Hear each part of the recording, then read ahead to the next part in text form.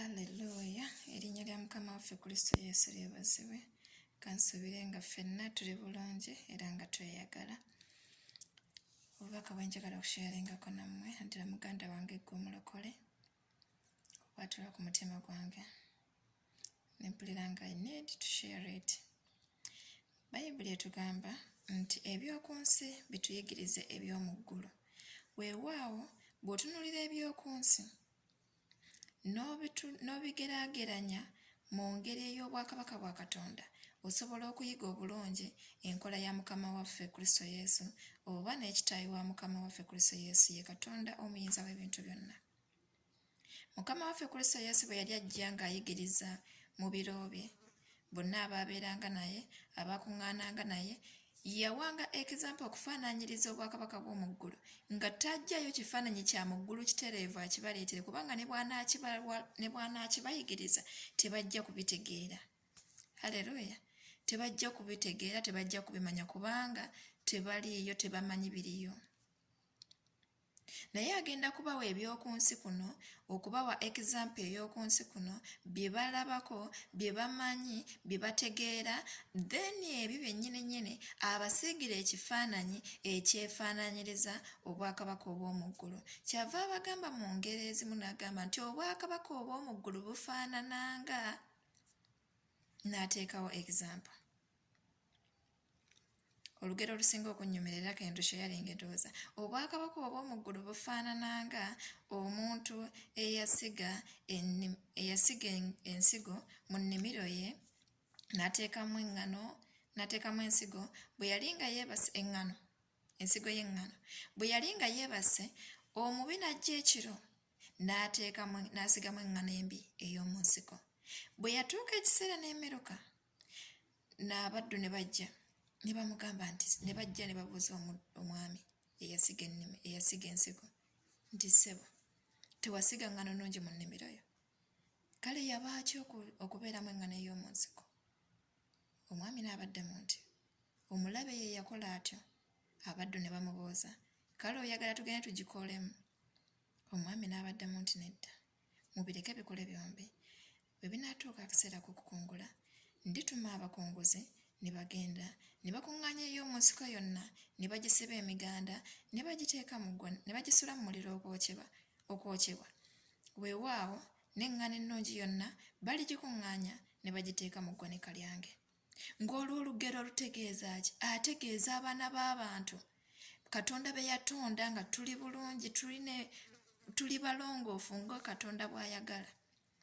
Naye omubi Sitaani n'ajja n'atandika okuteekamu empisa ezize ye z'ayagala, ezifaanana ez'omu nsiko. Era empisa embi zonna ezitali za bwa Katonda, ezo mpisa za mu nsiko. Weewaawo abamu bayogera nti empisa ensiiwuufu.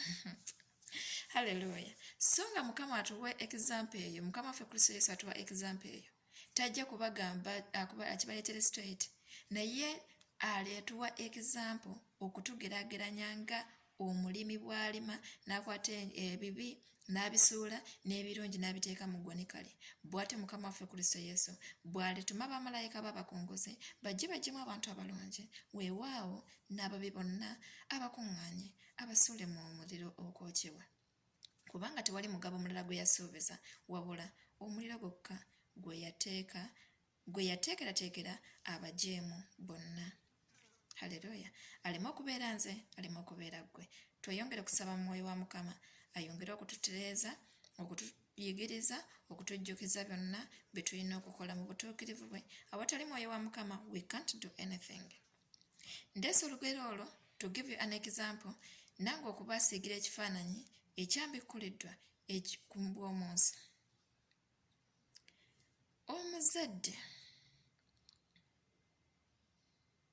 Omuzadde, gwe maama, gwe taata, lwaki omwana wo gw'ozaala okukujeemera?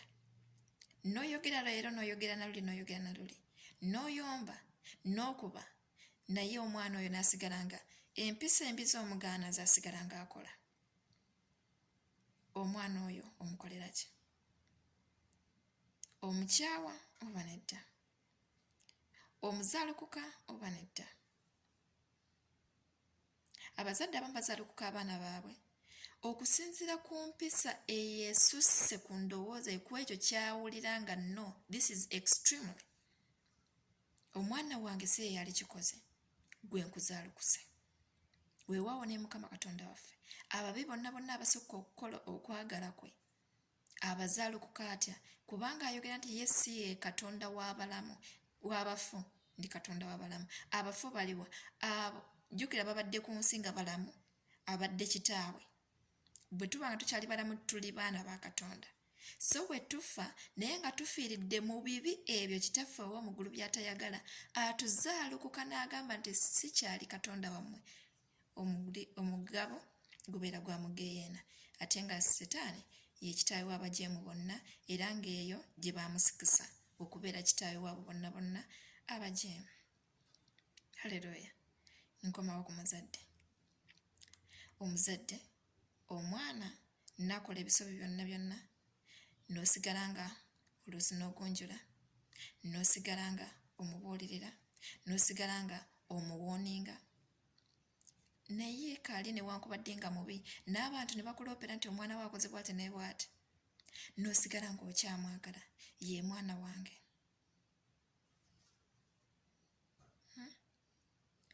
Naye oluusi kimukuluma omwana wange lwaki oluusi waliwo wootunulako omwana wa neiba ng'akola gwe by'oyagala omwana wa neiba n'omutunuulira ng'olaba omwana wa neiba mulungi ayina empisa ennungi nogaa naye omwana owange ye lwaki takola bw'ati ne bw'ati n'ekitaffe ow'omugulu bw'ati bw'akola n'atunulira abatamukkiriza abatamutegeera nga bakola ebikolwa ebirungi nga bafaayo okukola obutuukirivu mu ngeri yaabwe naye ng'abaana be ab'obwakabaka abaamukkiriza okuyita mu mukama waffe yesu kristo abaafuuka abaana ku lwa mukama waffe kristo yesu oyo omwana we gwe yatuma ku nsi nti buli amukkiriza alokokere ku ye ggwe muganda wange yalokoka ng'okkiriza erinnya lya mukama waffe kristo yesu. Mukama katonda waffe kitaawe wa mukama waffe yesu kristo atunuulira bali abatamukkiriza nga bakola ebyo ebyali etaagiddwa omwana we okukola naye ng'omwana we tabikola naye asigala okwagala kwakukutaddeko. Kyava ayogera mu Isaaya essula esooka n'ayogera ndiziti essula ndooza lunyinga lwakusatu n'okukka wansi oba lwakubiri. Nalera nayonsa naye abaana ne banjeemera nayonsa nendera naye abaana ne banjeemera. N'ayongera okwogera nti eŋŋamira ente zimanya nnyini waazo. Ayogera ku bisolo byo bimanya bakama baabyo era ne bimanya nti kati kino kye kisibo kyange tugendeyo naye mukama wange ne bagondera ente tesobola kukyama kugenda mu kisibo kirala ne bw'ozitwala abalunzi abamanyi okulunda ne bw'ogenda n'ente ezo nga nnyingi n'osangayo n'ente z'abalala ente ezo ezimanyi nti ono ye mukama wange tezisobola kwegatta naziri ne zigenda n'ole kubanga zimanye nannyini waazo era zimaliriza nga zigenze wa mukama waazo. Naye mukama waffe atugamba nti abaana bange nayonsa n'embalera ne banjeemera. Ente zimanyi nnyini waazo zimanyi mukama waazo naye abaana bange banjeemedde. Kyava ayongera n'ayogera mu era Isaaya lunyiriro 18 mu ssuula esooka nti mujje gye ndi mmwe mwenna agamba mujje nno tuteese ffenna ebibi byammwe ne bwe binaatwakala nga bbendera binaaba ng'ebyoya by'endiga ne bwe binaaba ng'olugoye olumyufu binaaba byeru ng'omuzira. Bwe munaagaananga ne mujeema munaalibwanga n'ekitala naye bwe munaagondanga ne muwulira munaalibwanga n'ekitala bwe munaagondanga ne muwulira munaalyanga ebirungi eby'ensi kubanga akamwa ka mukama ke kakyogedde. Ye katonda waffe ajjudde ekisa n'okusaasira. Ye katonda waffe addiramu 10,000 bw'abanga addiramu 10,000 ezimusobya abaana ba Isirayiri 10,000 be yakolera ebyamagero nga babirabako n'abazzukulu be baanyumiza ne bagamba mukama katonda wa Isirayiri katonda wa jjajjaffe Ibulayimu Isaaka ne Yakobo yakolera bajjajjaffe kino n'ekino n'ekino nye ne basigala nga bamujeemera yabaddirangamu ezo 10,000 z'abantu ate gwe omuntu omu ye kaboote. weewaawo abantu ababiri abasatu nze omu nsobola okulaba nga gundi tefuddeeyo kwenenya kyakoze kikyamu nolida fuddeeyo kwenenya ne tugamba okay ffena tubeere bumu kasa ffena tutwenenyeza ffena tuli kimu. It was like I remember ku ssomero bwe twakolanga oba ki sijjukira bwe twabaako omusango gwe tukola kati oluna tubeerawo nga kasa tebagenda kuba nze kakasa noli ekitegeera ng'embooko y'omu eruma okusinga ez'abangi kati ng'oli fuli n'ogamba kasita bonna bakola bwe bati. Waliwo abamu bannaffe boogamba ekigambo nti kino nekyo Mukama takyagala nakugamba ne pasita gundi akikola n'abalokole bangi bakikola kati n'ogamba bannange kati neenyumirize mu kibi kubanga abangi bakikola gw'omu weesoboleyo ogambe nti ayi Mukama nsaasira. Bw'abanga addiramu 10,000 gw'omu kiriba kitya?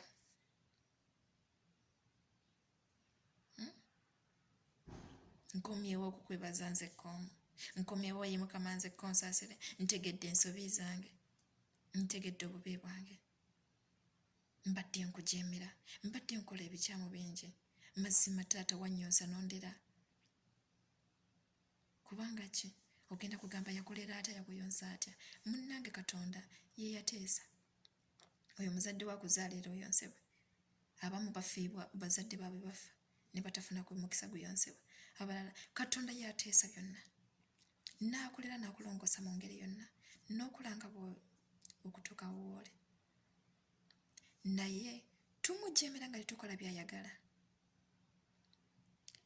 Okwenenya twenenyenga obutayosa okulowooza obutali butuukirivu empitambi zaffe tugwe mu maaso ga Mukama ye waakisa okusaasira bonna abo abamusobya era abaleeta okwenenya kwabwe asanyukira omutima ogumenyese menya omutima gw'otegere nti Mukama bino bye mbadde mpitamu nabiwulira nga babiyigiriza nga bikyamu naye ate bibadde biremedde mu nze nyamba onsaasire mmenyese omutima gwange nyamba ompa omwoyo obutaddamu kubikola onjigiriza amakubo go.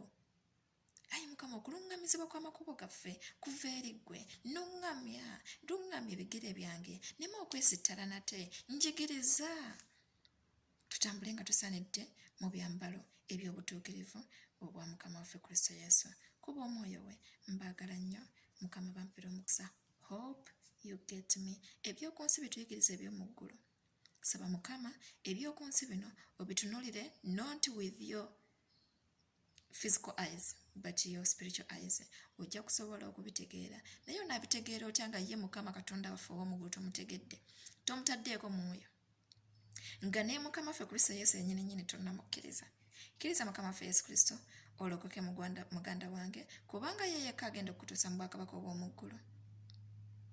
Ye yekka agenda okuyingiza obwakabaka obw'omu ggulu. Kikkirize oba okigaane. Si bigambo bya kamwa kange, si kuteesa kwange, si kwagala kwange, si kwegomba kwange, naye ge mazima amatuufu agaddala nga tukyali ku nsi ge tutannaba kuzuula nti mazima kye kituufu naye ky'olizuula mu dda ng'omaze okuva mu mubiri ate otuuka okwejjusa nga tokyalina mukisa gwenenya. Olwaleero ekisa kiri ku abo abalamu. Katonda bateredde bw'ekisa okwenenya okukyuka okukkiriza omwana we. Omusaalaba gwe yafiirako tegwali gwa bwereere newankubadde lukufaananira ng'olugero muganda wange si lugero. Nga bwe bakugamba nnambi n'ekintu byaddala byaliyo, yes ne Mukama waffe Yesu Kristo byaddala byaliyo ate byo biri much more important ebigenda okuyamba omwoyo wo. I love you. Shalom. Be blessed. Mukama banjagalire.